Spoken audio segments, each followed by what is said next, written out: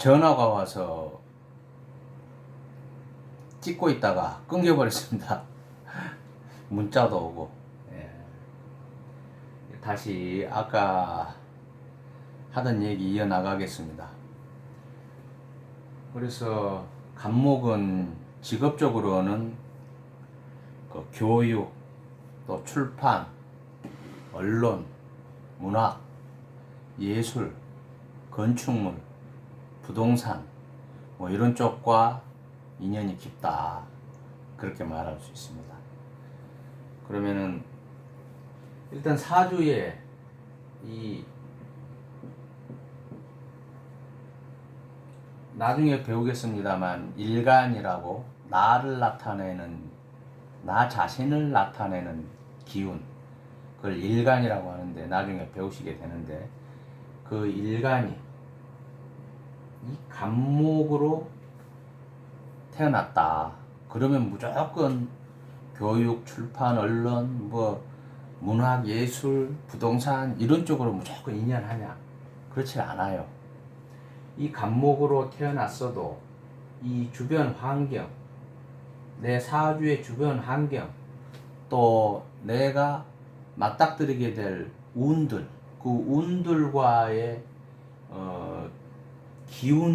기운의 어떤 생하냐, 합하냐, 충하냐, 깨지냐, 서로 조화를 이루냐, 그런 거에 따라서 직업적인 변천이 오게 된다는 거죠. 직업 전변이 오게 된다. 아니면 직업을 가질 수 없게도 될 수도 있고. 그래서 일단은 갑이 가지는 기본적 성향들을 지금 말씀드리는 겁니다. 그래서 이 간목이 제대로 멋진 모습으로 삶을 영위해 나갈 수 있으려면, 그러니까 좋은 팔자가 되려면 그러면 어떻게 해야 되냐? 일단 나무의 기운으로 태어났다니까 사주 내나 또는 운에서 비호간 토양을 만나야겠죠. 비호간 토양과 또 따스한 햇빛, 일조량도 봐야 되고, 적절한 온도, 그러니까 일조량도 봐야 되고, 또 수분도 있어야지 나무가 그 물을 먹고 자라겠죠. 좀 깊은 얘기이긴 합니다만 초심자한테는 또 이 갑이 금도 봐야 돼요. 금. 이게 쇠, 철, 바위 뭐 이런 말씀을 드렸죠. 그래서 이 간목한테는 이 금이 도끼로 나무를 찍는다 그랬죠. 그러니까 기운상으로는 나를 극하는 기운이에요, 금이. 그러나 무령적 모습으로는, 살아가는 현실에서는 이 나무가 이 바위도 된다고 그랬죠. 나무는 이 간목이라는 나무, 이 기운은 큰 나무를 뜻하다 보니까 이 나무가 정말 꼿꼿하게 위로 잘 자라려면은 땅 속에서 바위를 봐야 돼, 돌을 봐야 된다고. 좀 의아할 수도 있는데, 그래야 땅 속으로 뿌리발이를 했으나 바위를 만나지 못하면 큰 비바람에 쓸려가 버린다는 거예요. 바위를 만나서 그 바위를 이 간목의 뿌리가 칭칭 감았을 때 튼튼한 그 근의 역할을 해준다는 거죠. 움직이지 않는, 탁 설 수 있는 그런 역할을 해줘서 이 금기도 간목이 사주에서 좀 만나야 된다. 그럼 이 간목이 꺼리는 건 뭘까요? 아주 메마른 땅이죠. 공부를 해보시면 이 토라는 기운이 이제 땅인데, 땅도 수분이 적절한 양토가 있고 아주 메마른 건조한 땅, 조토가 있습니다. 그래서 조토를 만나는 걸 좀 꺼린다. 조토를 만나는 거. 그리고 이 금기도 너무 많이 만나면 좋을 건 없다. 금기도. 물도 너무 많이 만나면 좋을 거 없다. 뿌리가 썩어버리거든요. 부목이 된다고 그래요. 부목. 이 목으로 태어난 사람이 사주 내에 또 운에서 이 많은 물이, 수의 기운이 오게 되면 나무가 떠버린다는 거예요. 떠버려.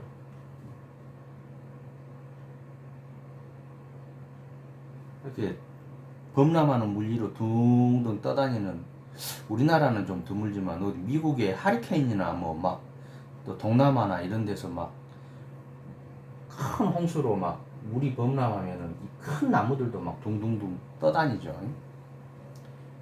그걸 얘기하는 겁니다. 그래서 너무 큰 물을 만나도 좋을 건 없다.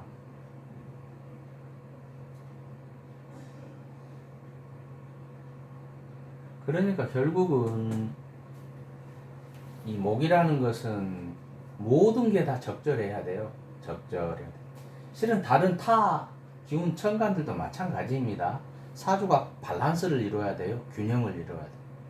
목화토금수를 모두 균형 있게 이룰 때 대체적으로 삶의 부침이 덜합니다. 삶의 부침 이러죠.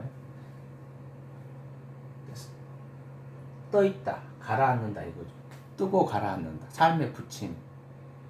그러니까 이렇게 곡선이, 삶의 곡선이 크질 않고 좀 잔잔하게 갈 수 있는 게 사주가 바란스를 이룰 때, 밸런스를 이룰 때 그렇다. 또 이제 내가 이 갑이라는 기운으로 태어났는데 사주에 또 갑이 이렇게 올 수가 있어요. 그럼 이렇게 되면은 이걸 아까도 제가 말씀드렸다시피 갑갑하다, 갑갑, 그냥 그대로 읽어주시면 돼요. 갑갑하다.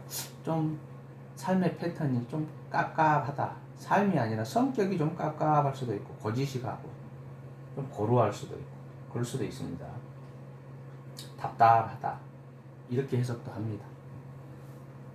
근데 뭐 이게 나무라는데 나무가 또 하나 있는 거죠. 사주 내에 나무가 많으면 땅도 그만큼 이 나무들이 심어질 수 있는 땅들을 많이 보는 것도 괜찮고, 주변에서 조화를 이루냐에 따라서, 어떻게 조화를 이루냐에 따라서 갑갑이라도 또 다릅니다.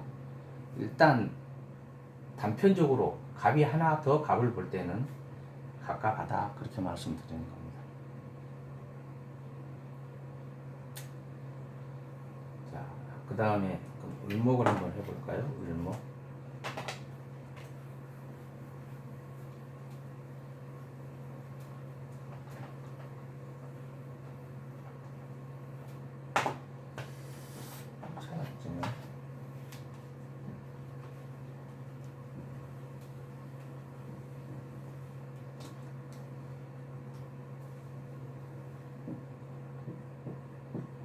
이 을목은 이제 갑의 기운이 왕성하게 그 기운을 이루다가 이제 을한테 자신의 기운을, 바톤을 넘겨주는 거죠. 좀 쉽게 얘기해서 갑이라는 기운이 끝나가면 이제 다시 을이라는 기운이 시작되는 거죠.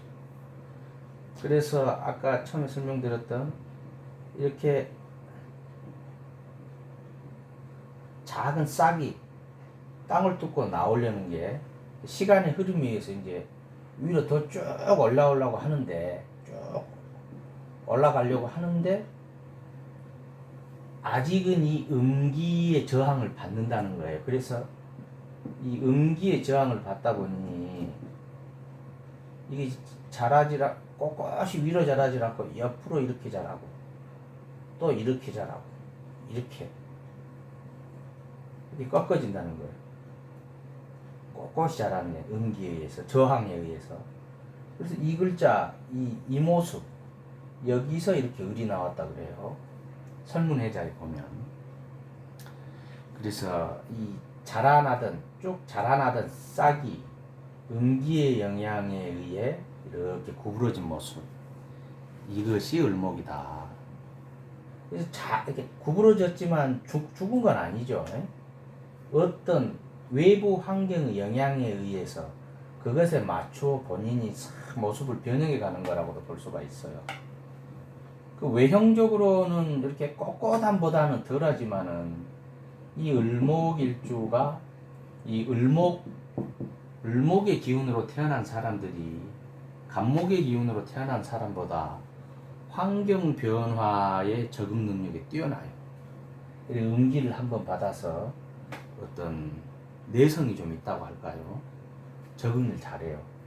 이 간목이 겉으로 보여지는 모습은, 그러니까 남들이 볼 때는 이 간목이 훨씬 멋져 보여요. 그러나 내실은 어찌 보면 이 을목들이 더 있어요. 사주를 풀어보면요, 상담을 좀 해보면 그래요. 정말 잘 나가는, 정말 뭐 정치적으로나 아주 잘 나가는 사람들은, 정치인들 중에는 요즘 뭐 문재인 대통령, 안철수, 뭐 이번에 뭐 신당 창당한다는 그 안철수 씨, 또 이재명 경기도지사 모두 이 을목이라고 하는데요. 환경 변화에 적응 능력이 뛰어난 거죠. 근데 실은 제대로 된 올고준 정치인들은 이 갑을 가지고 많이 태어나요. 갑을 가지고. 그래서 구부러질 줄 몰라서 정말 센 기운에는 이제 부러지기도 하고요. 이 을목들이 자생력은 강하죠. 자생력. 면역력 강하고요. 보기에는 외형적으로 남들 볼 때는 근데 이 간목이 좀 멋져 보이긴 하죠. 그래서 우리 몸에서 이렇게 구불구불 하다 보니까 몸에서 이렇게 잘 구부러지는 거. 그래서 이 손가락, 이것을 좀 을목으로도 봐요. 그래서 이렇게 손을 자주 쓰는 사람들, 미용사 또는 또 뭐가 있을까요? 이 손을 통해서 이 세공, 금세공하고 막 이런 사람들을 이 을목이 많이 인연한다. 그래서 또 그렇게도 설문회자에 보면 나와 있고, 이게 사람의 옆모습인데, 아까 우리 간목은 이쪽 해골 쪽이라고 그랬죠. 해골 쪽, 인두공이 갑이라고 그래서 이 두뇌 뭐라 그랬죠? 두개골이 갑이라면은 또 을이 여기서 나왔다는 설도 있어요. 여기서 턱으로 해서 이 목선을 따라서 이렇게. 그래서 사람의 몸에 처음에 갑은 머리고 이 을은 이제 목을 나타냅니다. 목을. 그래서 이 을목의 기운으로 태어난 사람이 이 을목이 좀 공격을 심하게 받는다 그러면은 목 쪽에 좀 이상이 있다. 목 쪽. 이 목 쪽이라면 이제 후두염 또는 갑상선 그런 쪽입니다. 이쪽에 이상이 있을 수 있다. 또는 목소리가 여자지만 걸걸하거나 허스키하거나 뭐 이렇게도 얘기하고요. 또 갑목은 아까 큰 나무라 그랬죠. 거기에 비해서 을목은 좀 화초에 많이 비교합니다. 화초.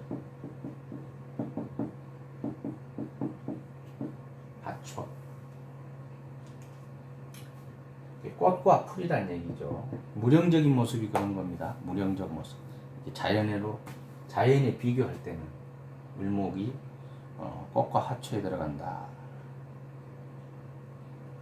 그래 설문회자에 보면은 이 을이라는 이 글자의 상이 초목이 아주 원통하게 그냥 힘들게 이렇게 굽어서 이렇게 자라나는 모습이 이 을목이다. 상춘, 초목, 원고기추 이렇게 나와 있어요.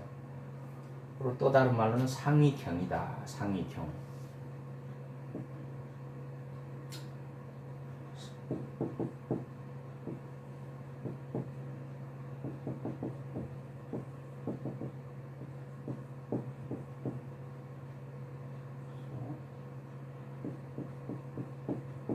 상위경이다. 이건 목경자입니다.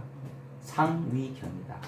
이 상으로 볼 때는 목이 된다. 그래서 우리가 이제 경추 몇 번 그러죠. 목경자. 그래서 을목은 우리 인체에서는 목을 나타낸다.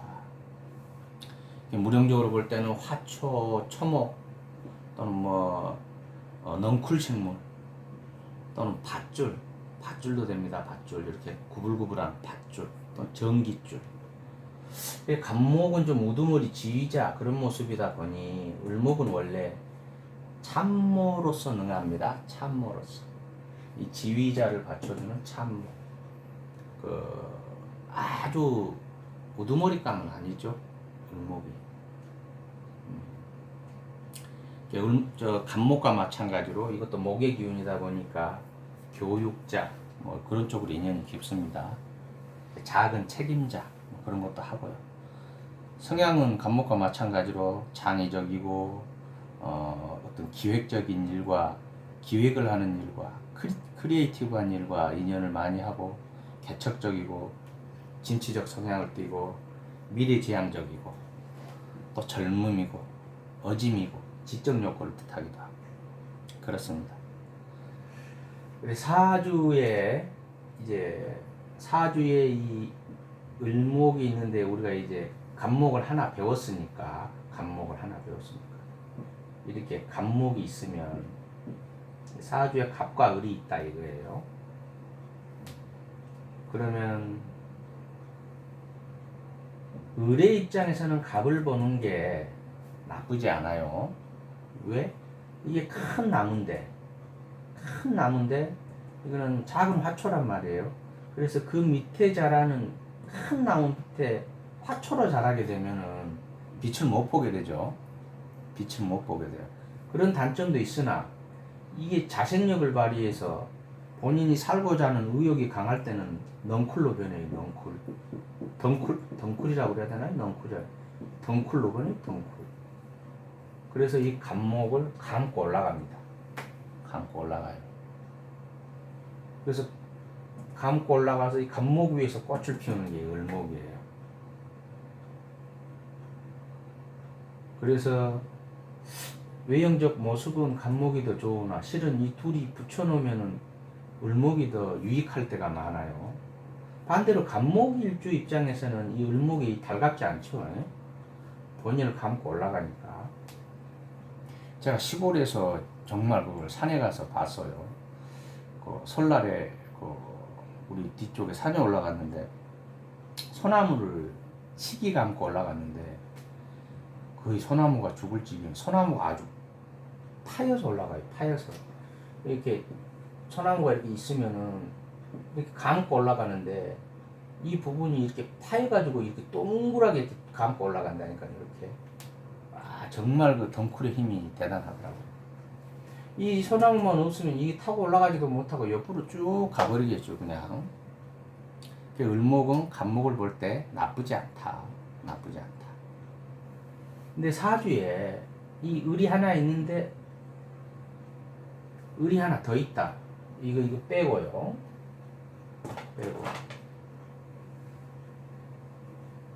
사주에 을목의 기운으로 태어났는데 을이 하나 더 있다.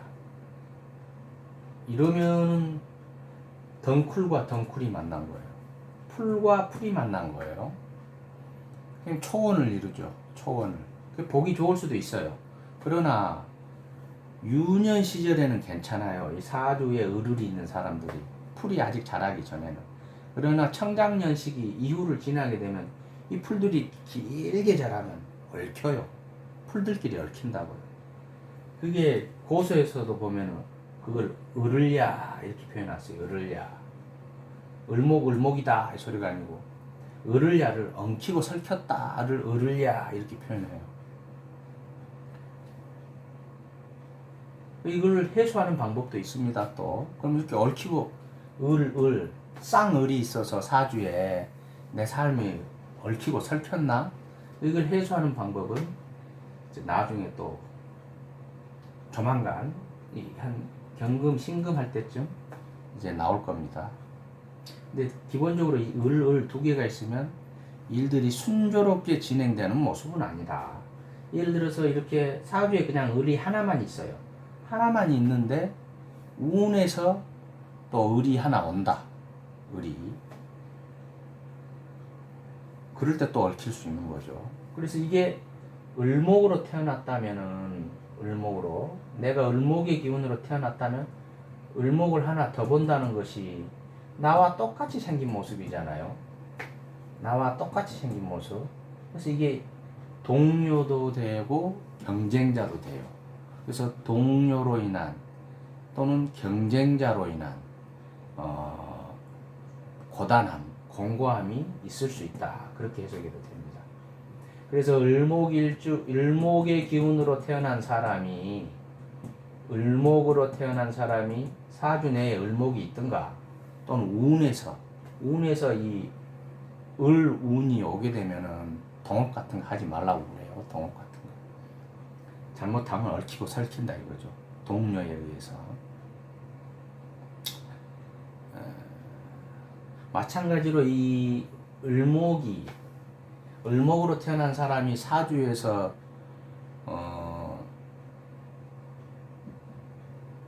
좋은 모습으로 좋은 격을 갖추려면은 간목과 마찬가지로 좋은 땅과 좋은 햇빛, 그러니까 적절한 화, 적절한 수기 이런 것을 봐야 한다. 이게 좀 이제 물상론이라고 하는 건데, 물상론. 간목에 비해 을목은 그 땅을 많이 필요로 하진 않아요. 땅을 이제 좀 이제 깊은 공부인데 나중에 한번 말씀드릴게요. 그래서 이 을은 변화에 이렇게 적응하는 모습이다 보니 간목보다는 좀 성향이 순화됐다. 좀 유연하다, 유연성을 보인다. 그렇게 말씀드릴 수가 있겠네요.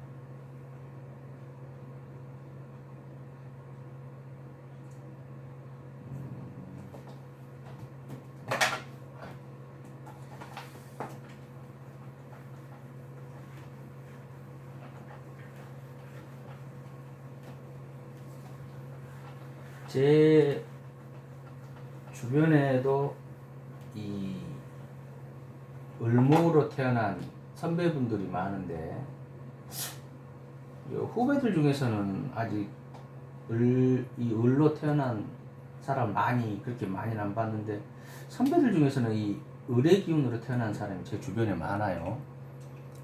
자수성가한 사람들. 그 집안 형편이 뭐 좋아서 그 집안의 재물을 기반으로 해서 부모님의 뒷배를 기반으로 해서 확 커졌다기보다는 부모님 일찍 돌아가시고 그 친척 집에 의탁에 가면서 살던 사람이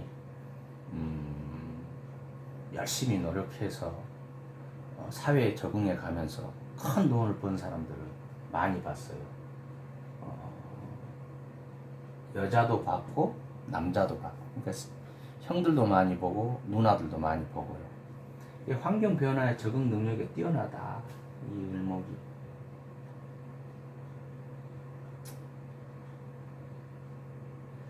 하나 팁으로 그냥 상식 하나 좀 말씀드리면, 우리가 가을이 되면 을신연스럽다고 하죠. 을신연스럽다. 근데 이 을신연스럽다가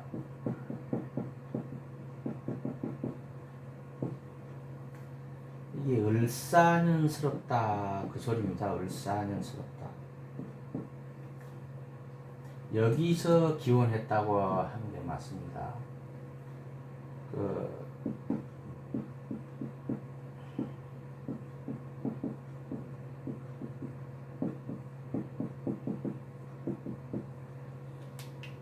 1904년, 그러니까는 일제시대죠. 일제시대가 아니고 구한말이죠. 구한말에 한일 합방이 1910년이죠. 그러니까 한 6년 전에 그 이해조 선생의 빈상설이라는 소설에 이 을사년스럽다, 그때는 을신년이 아니고 을사년스럽다 그렇게 나와 있어요. 을사년스럽다. 그러니까 뭔가 이게 어수선하고 시국이 어수선하고 좀 막 뭐 전쟁이 터지고 그런 건 아닌데 평상시와는 다른 분위기의 스산함, 뭐 그런 거죠. 그게 을사년스럽다가 을신년스럽다로 바뀌었다는데, 우리가 1905년에 을사조약이 있었죠. 1905년에 을사조약. 을사늑약이라고 그래야 되죠. 조약이 아니죠. 그게 그 강제조약이니까 을사늑약이라고 그래야죠. 그 일본 놈들의 불평등 조약. 그러니까 나라가 그때 어수선했었나 봐요. 이 을사는. 실은 이게 우리 명리학에서는 물론 신살 쪽이긴 합니다만은 이게 고란쌀이거든요. 고란쌀. 공방쌀이라고도 해요. 공방쌀.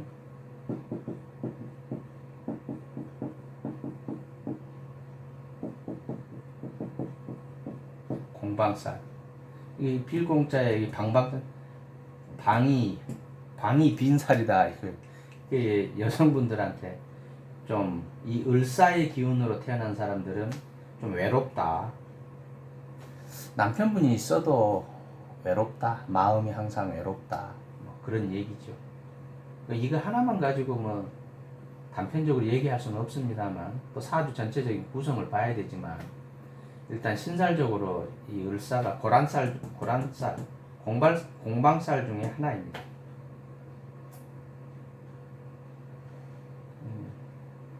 좀 설명을 더 해야 되는데 시간을 맞춰야 돼서 오늘은 여기까지 하겠습니다.